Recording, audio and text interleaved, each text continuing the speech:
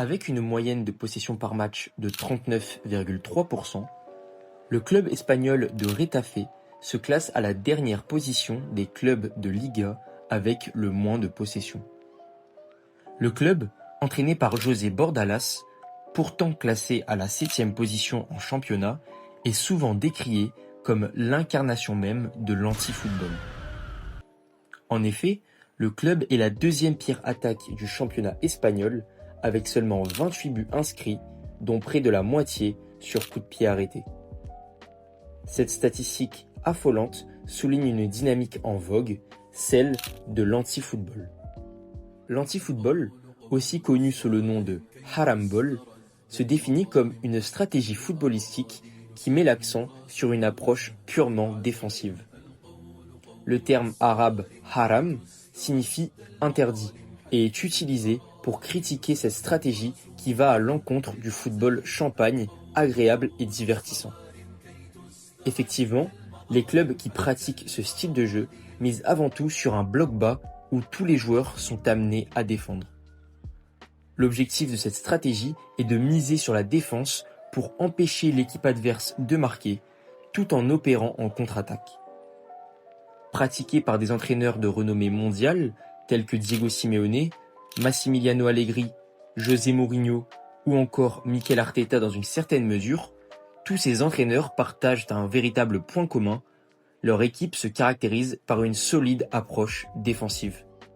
C'est à cet égard que ce style de jeu peut notamment faire écho à la citation de Sir Alex Ferguson, ancien entraîneur légendaire de Manchester United, qui disait « L'attaque vous fait gagner des matchs, la défense vous fait gagner des titres ». Dans un football moderne de plus en plus offensif, le style de jeu défensif apparaît alors comme une contre-approche criminelle. Alors que les supporters aiment le spectacle et les buts, l'anti-football est donc véritablement l'opposé de ce que souhaitent voir les fans. Si l'on prend l'exemple du club de Retafe, l'effectif possède la 3e meilleure défense de la Liga, avec seulement 36 buts encaissés, juste derrière le FC Barcelone et le Real Madrid, les deux mastodontes avec seulement 31 buts encaissés chacun. Ces clubs qui pratiquent cet anti-football sont souvent critiqués, notamment dans les médias, pour la pauvreté qui ressort de leur jeu. Souvent caractérisés par des pertes de temps intentionnelles ainsi que des dégagements insipides, la stratégie des différents clubs vise notamment à casser le rythme de jeu de l'équipe adverse en garant le bus. Avec des blocs bas et une défense à 5, ces clubs possèdent souvent des joueurs de couloir rapides qui permettent d'aller rapidement de l'avant pour procéder en contre-attaque. De plus, ces clubs jouent un football extrêmement agressif, notamment sur le point de vue physique, sans jamais se soucier de la possession de balle. Si l'on reprend l'exemple de Retafe, on peut constater que le club est classé à la 18e place du classement Fair Play de la Liga lors de la saison 2025-2026. Avec 90 cartons jaunes et 7 cartons rouges, le club de Retafe est de loin celui qui cumule le plus de cartons au cours de cette saison. Mais à cela s'ajoute également un anti-jeu encore plus problématique, celui de la perte de temps. Si l'on va cette fois-ci du côté d'Arsenal, une statistique affligeante attire notamment notre attention.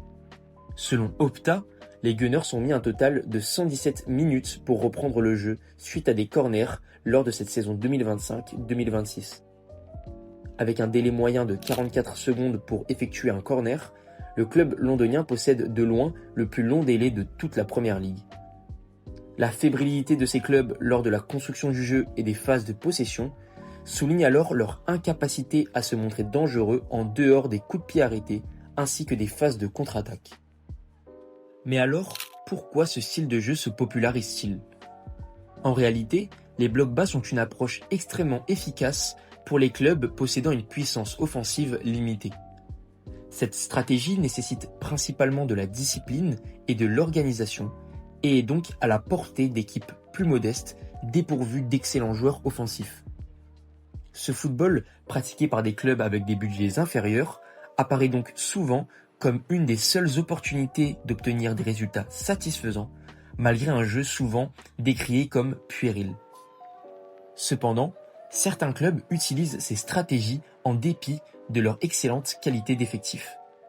Si l'on se penche sur le cas de l'Atlético de Madrid, les hommes de Diego Simeone sont donc adeptes d'un jeu ultra défensif en bloc bas. Malgré la présence de redoutables attaquants de classe mondiale comme Antoine Griezmann, Ademola Lookman ou encore Julián Alvarez, le système de jeu des Colchoneros reste extrêmement défensif. Ce choix tactique repose notamment sur l'ADN qu'a imprégné Diego Simeone au sein du club madrilène. Depuis son arrivée au club en 2011, El Cholo a su appliquer son style de jeu inimitable, aussi appelé le cholismo. Ce style de jeu symbolise une philosophie de jeu, une mentalité et une stratégie qui repose principalement sur l'effort collectif, l'organisation défensive et l'abnégation. Cette approche footballistique, bien que constamment critiquée, a pourtant permis à l'Atlético de Madrid de remporter 2 Ligues Europa en 2012 ainsi qu'en 2018, 2 championnats d'Espagne en 2014 et en 2021, et a également permis au club de retrouver les devants de la scène européenne en étant finaliste lors de 2 finales de Ligue des Champions en 2014 et en 2016. Cette croissance exponentielle du club est donc consubstantielle à la mise en place du cholismo de l'entraîneur argentin. Celui-ci a su inculquer sa philosophie du jeu défensive au sein du club et permettre au club de drastiquement progresser. Toutefois, cette vision du foot est régulièrement remise en question et est loin de faire l'unanimité. Cet anti-football s'oppose donc drastiquement au football champagne et spectaculaire que proposent de plus en plus les clubs adeptes du football moderne de possession. Bien que le football moderne se définisse par de longues phases de possession en faisant patiemment circuler le ballon aux abords de la surface de réparation, les clubs offensifs peinent à se procurer de véritables occasions de but à cause de leur domination bien trop stérile.